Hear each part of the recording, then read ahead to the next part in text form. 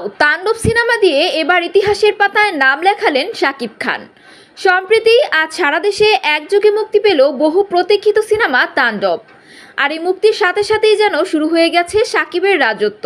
বলবো আমার ভাষা নাই। ও মাই জাস্ট ওয়াও ওয়াও। হলগুলোতে উপচে পড়া ভিড়, টিকিট না পেয়ে হতাশ দর্শক।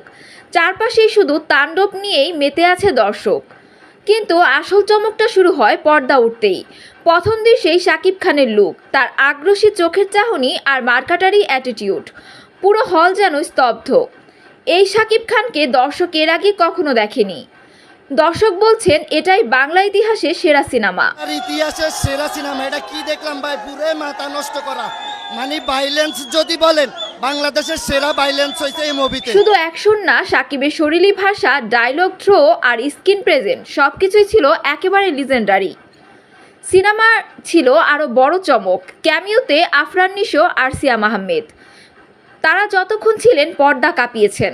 নিশোর মোটামুটি ভালো ছিল, আর সিয়ামের দর্শকদের দেখা সেরা অভিনয় করলেন তাণ্ডবে। দর্শকরা এক বাক্যে প্রশংসা করেছেন। কিন্তু এই সিনেমার আসল নায়ক শাকিব খান একাই 100।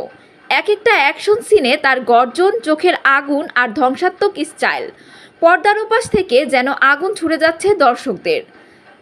এমন ভয়ঙ্কর ড্রাগ ডমিনেটিং শাকিবকে দেখে অনেকেই বলছেন এটা আর কোনো স্টারডম না, শাকিব খান এখন বাংলার ব্যান্ড। বাংলা সিনেমার ইতিহাসে তাণ্ডব এবার সত্যিই ইতিহাস গড়তে চলেছে। সো ভিউয়ার্স, তাণ্ডব সিনেমা দেখে আপনাদের কেমন লেগেছে জানাতে পারেন ভিডিওর নিচে কমেন্ট বক্সে।